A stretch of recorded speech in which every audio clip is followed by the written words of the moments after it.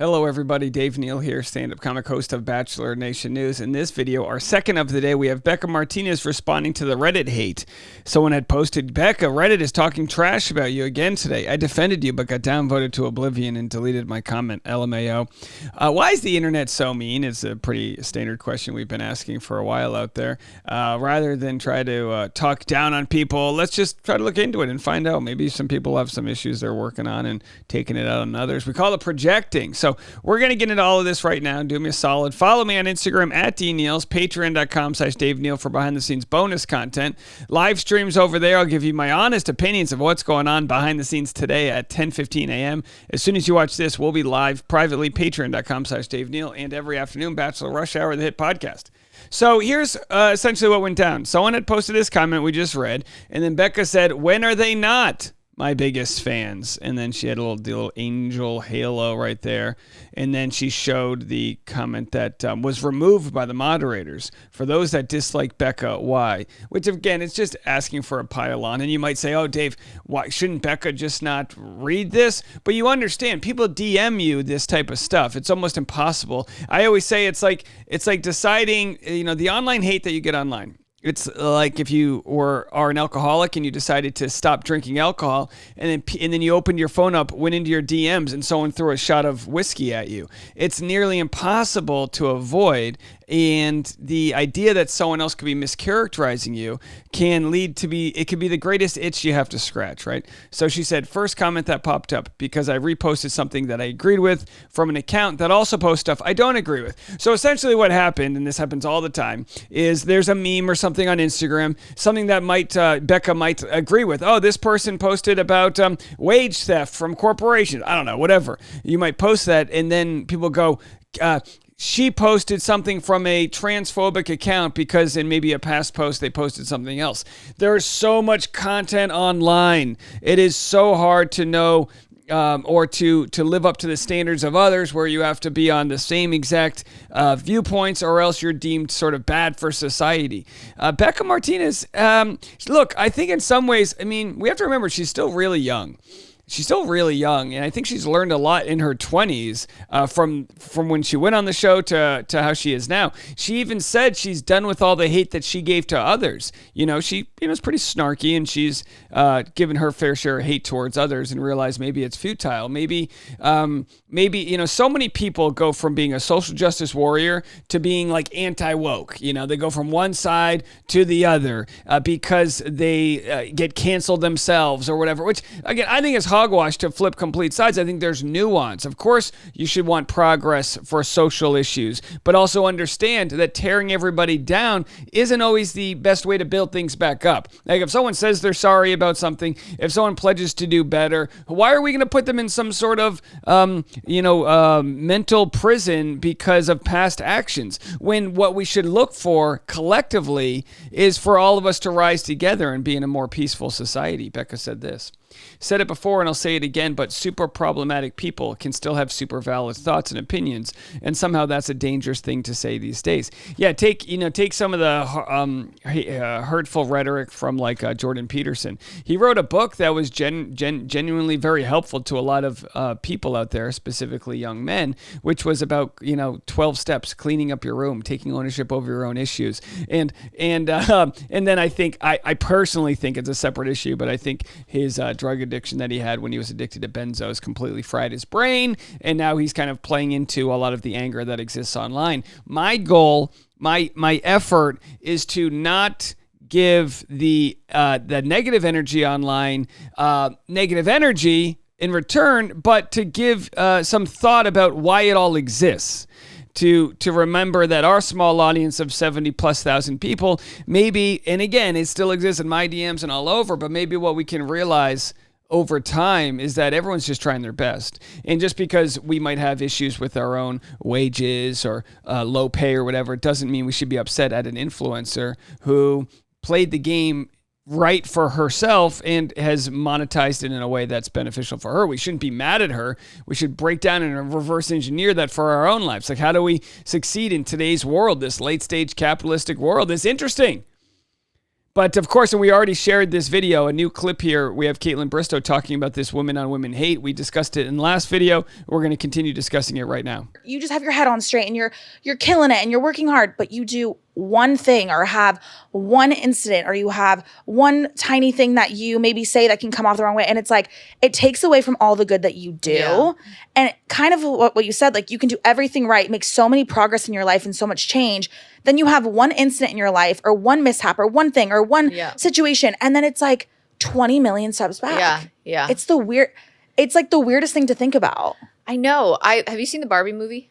I haven't. Down. Me too. I'm like, I love sitting in a movie theater by myself with like. And can just chill. Oh, and just like, I feel invincible there where I could just like sit there with my popcorn and find a recliner with wine and just like enjoy a movie. Yeah. Where it's like a little more quiet. But they said in the movie something like, women hate women and men hate women. Wow. And it's like, so we're already just, whoa, that's an uphill deep. battle. Yeah, it is. And it is an uphill battle. And when you factor in the internet, it can make it so much worse. Is the internet making you meaner? Do people act differently online than they do in person? I think it's pretty obvious. The answer is yes. This phenomenon is known as the online disinhibition effect. Essentially, being online lowers your inhibitions. This often results in people either behaving meaner or opening up more online than they normally would in face-to-face conversations. When people act meaner online, it can lead to hostile online environments. This is what researchers call toxic disinhibition. Conversely, when people open up more freely online than in person, they can often feel more connected to online users, which creates a supportive online environment. Researchers call this benign disinhibition. And I've seen a lot of what they're talking about, how you can do all these good things and then people can hate you for some small things. It's like nitpicky, but we've seen that exist where we've our community has been so generous. I almost take pride in how generous our community is, whether it be donating to dozens of teacher wish lists or absolutely crushing our Toys for Tots toy drive. All these little things really go a long way. We even had that formula shortage, which could nearly bring me to tears to think that there are people in our country that can't get baby formula. It is horrifying. Every time I go to the supermarket and see that the baby formula is locked, it makes me so sad. It is locked because it is expensive, and it is locked because people will steal it because they can make money off of it because it's expensive. If we can have any social program in this country, I think it should be free baby formula to anybody who needs it. I promise you that is a platform I would stick with, but that's a smaller issue to the greater problem here. So we talk about all of the issues where people are just, there's just so much hate that exists out there, and people are meaner on the internet, the keyboard warriors, whatever you want to call them. And it does have a real effect on people that are trying to spread good out there. We talked about this, all of the good things that I think we've tried to do on our channel. Not to say that we're holier than thou. I just respect you guys. I respect and appreciate the audience we have. So when we do have a GoFundMe for someone, if they have a tragic thing happen in their life, knowing that we all have each other's back, that's a positive aspect of the internet tying us all together. Well, why are people meaner online than they are in person? People aren't always meaner online than in person, but according to the online disinhibition effect, people can act differently online. The most common ways people act differently is by either being meaner or opening up more.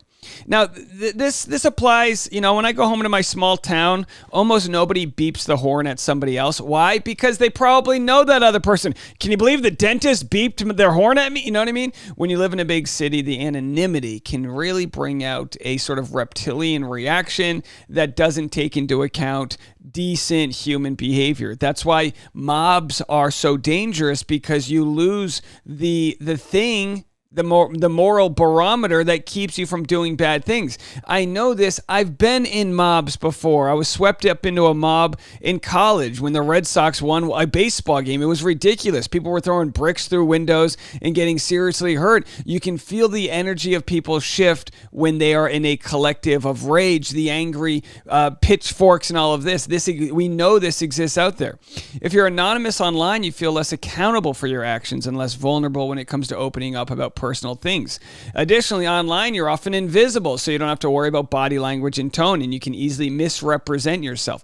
Well, I see this all the time when I'll say something and people will go, well, basically you're saying this. What was so funny yesterday in the Bachelor Nation subreddit, which I'm also not banned from there. I'm just not allowed to post anywhere on Reddit this week. I'm on like a weekly ban, along with what I believe to be a permanent ban from the Bachelor subreddit, unless they change their mind. Oh, a boy can dream.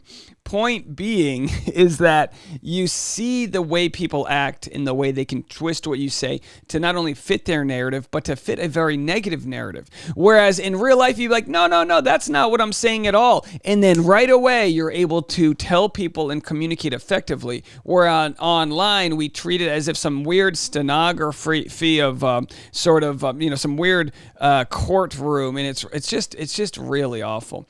Well, of course, as we reported yesterday, I got banned from Reddit. It's not a big deal on my end. I'm not losing sleep over it, but I will let it drive the conversation further about how ridiculous this can be, not just with hate that exists online, but the groupthink that comes with it. So when we talked about Caitlyn yesterday, in the earlier video, we talked about this idea about how misogyny leads a lot of the hate that exists.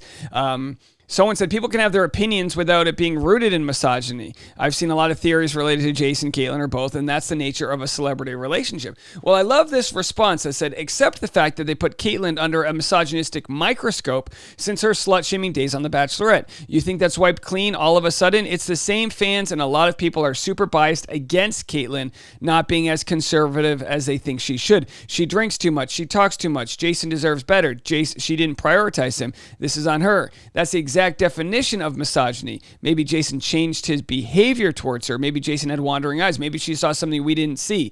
You never know.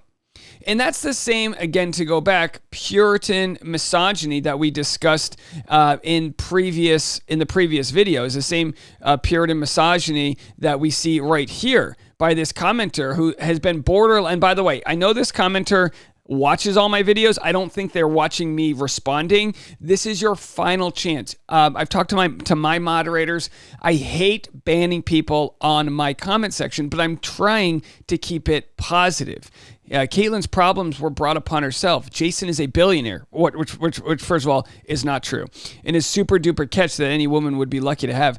Caitlyn is a complete idiot for breaking up with Jason, but ultimately did him a favor because Jason can do 100 times better than Caitlyn. Successful men don't want a loud, insecure woman that has slept with countless famous people, except for Logan Paul.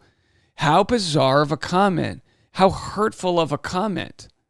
And this commenter goes on and on about just wild things. We talk about it all the time. I mean, just insanity. It's real insanity. But that's a way some people think. Now, in response to the video I made yesterday regarding getting banned from Reddit, which honestly, me making the video is probably more hurtful to me because then people think there's some nefarious reason I got banned, which isn't the case at all. I was called like despicable by them. Here's a commenter who responded in defense of me after getting banned. Hey, Dave, this is a long one. I've been in that sub on and off for years, and those mods are huge, honestly huge dorks that let their almighty Reddit power get to their head. You've heard of the Stanford prison experiment? That's basically the Bachelor mod group. A lot of them have been doing it for way too long, and frankly, many abuse their power and influence. And by the way, their anonymous power and influence. We never found, and I regret some of the reporting that I've done based on things that the Bachelor moderators have quote unquote approved, like their journalistic behavior. When we don't know the conversations that happen behind the scenes, there is no name behind it. The moderator list is hidden for their safety. How about for my safety? If people are mischaracterizing what I'm saying, isn't that harmful to me? When I can't even have a voice to defend myself?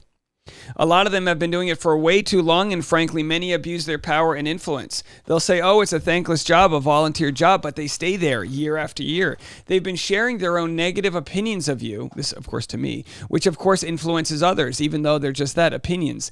Then they use their power to ban you without warning or conversation. They could have easily gone about this differently and given you a 3-day ban or removed your comment and told you not to do it again, which you obviously wouldn't. Some of the mods are huge Amber Heard supporters and have been telling telling people that you're a Johnny Depp supporter, even though you've cleared that up and that's factually incorrect. It's ridiculous. Because of this, they're trying to create a smear campaign that you're some sort of misogynist. It's insane how they take one thing and run with it without doing their research. Trust that they would never have the guts to say this to your face, and they're hiding behind their anonymity. Because you've always used your name and been transparent, you're an easy target. You're right that you didn't break any rules. They just made a new rule to fit their vigilante agenda and project onto you. They are the ones who allowed that post in the first place. Nowhere did I see you were self-promoting. You were just remarking that it was a really sad situation. It was tone deaf, but comment removed. End of story. Please know that many of us do support you, and you should definitely just use your burner or join us in the other subreddits. Some of them are growing because people are so sick of the overreaching mods in the main sub. We were lucky to have you and hear your insight and get your insider perspective. These mods ruin the sub and the point of it. They need to seriously touch grass. They're one-upping each other on who can be the most outraged, but in the process, they have lost their humanity. Ironic. These are the same people that let a user spread horrible rumors about Eric's recently deceased father. Yet now they're trying to have some moral high ground by assuming the worst of your intentions from one comment. These people do not act like adults in the real world. You misstepped. You owned your mistake. Obviously, you've always been respectful. A mature mod team would acknowledge that. These people are highly immature and reactive. Dave, remember, people project their own shit. Your followers know you have a good heart. Keep trucking. You still got your supporters. Oh, and do we ever? We have a ton of people out there supporting. And we could pick apart everyone's hypocrisy and this and that. But what it comes down to for me is the anonymity of the internet can lead to mischaracterization. It can lead to smear campaigns. And it's a real sort of spineless world. If anyone has an opinion they want to share, I opened up my my Google Mail, 401-213-9828. I opened it up. I only received one comment from somebody, and it was a comment of support. People can leave me voicemails or text messages, but what I just can't really understand and don't have the bandwidth for is these random people online that actually think they're doing a good job. I would take the advice from that commenter. Touch grass. Be a positive force in your community. And it doesn't have to be one versus the other. You can be online and rage against toxic behavior, but when does it go too far? When does the wrecking ball hit its target and not completely wipe past it? I mean, I'd like to think I'm offering some value to the different aspects of the community. I'm trying to educate myself and others in the process. We've talked about topics I never would have thought of, like the antebellum South and colorism. We've talked about misogyny ad nauseum. We've talked about mental health issues. This isn't to pat me on the back. This is just, I've got a genuine curiosity towards a lot of these topics. And I think, luckily, YouTube has provided me a place to have those discussions, even if I'm no longer welcome in some other communities. All right, we'll be back with more content. If you want to support us, you can, or you can always watch the free content. But if you want to support us, it's really appreciated. Patreon.com/Dave Neal for private membership-only content. We'll be back with more right after this.